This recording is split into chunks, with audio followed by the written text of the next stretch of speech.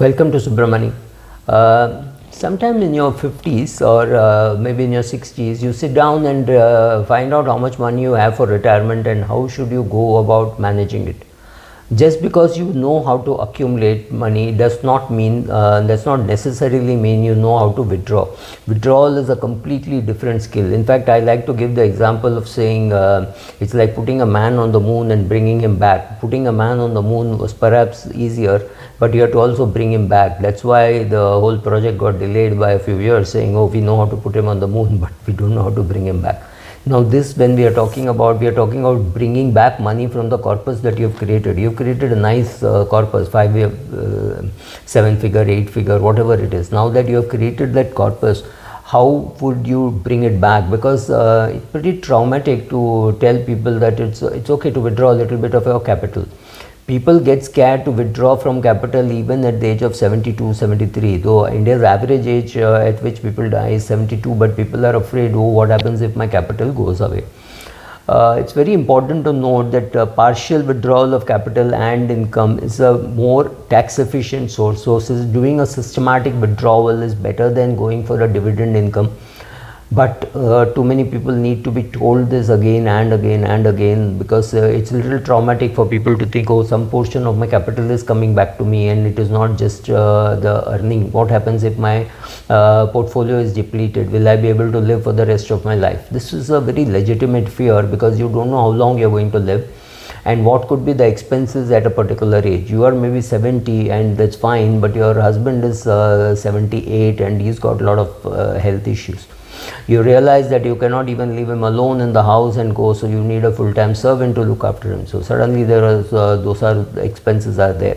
Hospitalization may be covered by your medical insurance, but the ambulance costs of going and coming maybe 2-3 times in a month, that's not going to be very easy. Your children may be there, but you may not be able to find their support. Right, they may not be right next to you. They could be far away, maybe 3,000 kilometers away, maybe 5,000 kilometers away. So those are all the problems that you will have to tackle with. So what are the other things that you have to do financially speaking? I mean, emotionally speaking, a lot of other things to do. Maybe you shift to a senior citizen home. Maybe you have already shifted, right? So first of all, find out how much will be your expenses. Be more liberal while estimating, and be more frugal while actually doing it. But so be a little liberal while estimating how much you will spend, and then see how much you're spending, because you're not already in retirement. You will not be able to observe. But if you're already in retirement, make notes as to how much you're spending.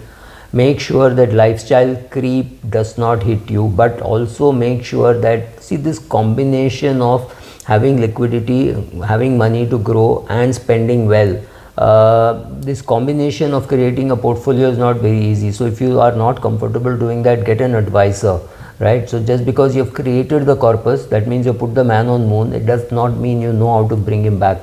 Don't make a mess of it. I see people making a mess of it. For example, there is this bucket theory which I've spoken about, I've written about on subramani.com. Go and read it. So where I say you should have money in different buckets, but in a booming market, it is a great time to be withdrawing from the third bucket, that is equity, for all your expenses, even for your day-to-day expenses, for your vacation, etc. But this has to be handheld, and it has to be taught properly, right? If you don't know how to do it, you may end up withdrawing from the wrong bucket at the wrong time. If today I'm saying withdraw from bucket number 3 because it has got equity, but tomorrow if the market falls say 10% or 12%, then I might say go and withdraw from bucket number 1, right? So the advice keeps changing.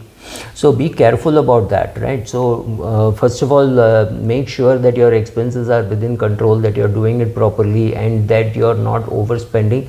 And also, if you are overspending, know that there is enough money for that overspending. I am not against overspending, but see whether it is adequately provided for. A lot of my friends who are in their 50s and 60s, this is the time when they're freaking out. They're traveling, they're going abroad, they're going for longer vacations with their children, which they could not have done earlier because they were busy. So all that is happening. I'm not grudging you that. Please go ahead and do it, because your children will have enough money.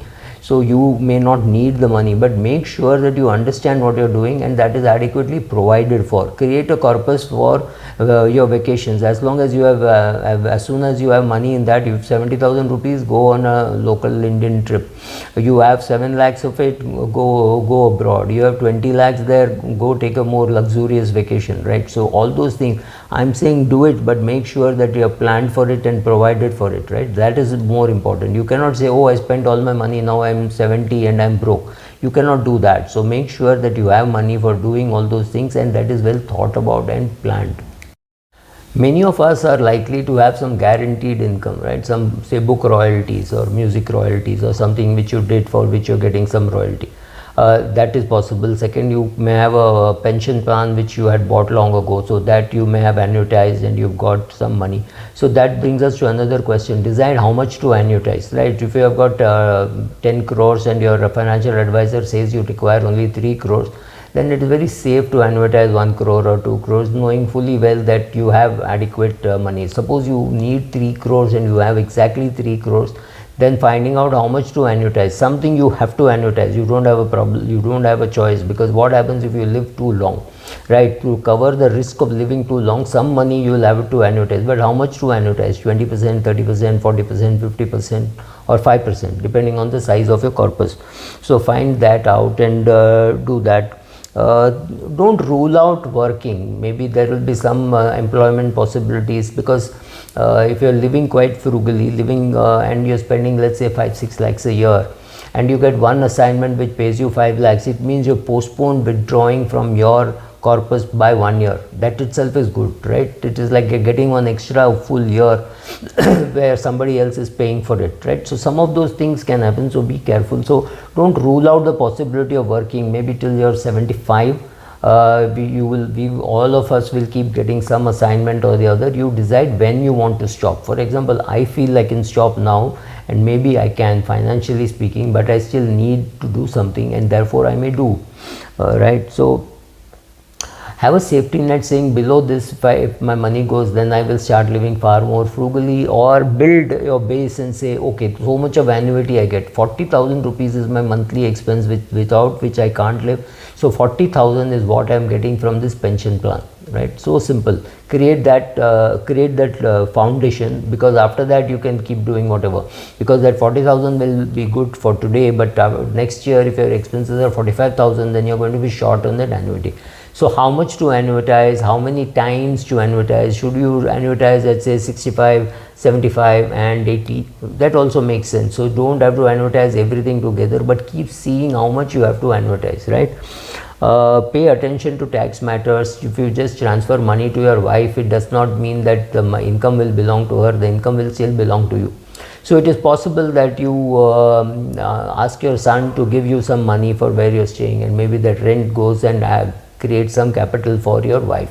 I'm assuming for a minute that it is her house also, right? So some of those things you can do. So make sure that you understand tax, your family understands tax, and you are doing all that together. Make sure that your withdrawal rates are flexible.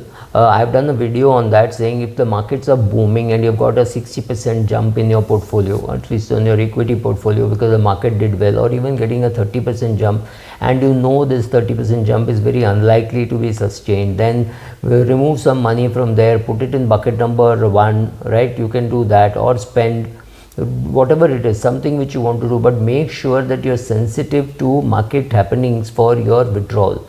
Don't keep a flat, oh, I will withdraw 4% per month and it will always work kind of a thing. You don't know what will work, what will not work over 30-40 years, right? So those changes are happening.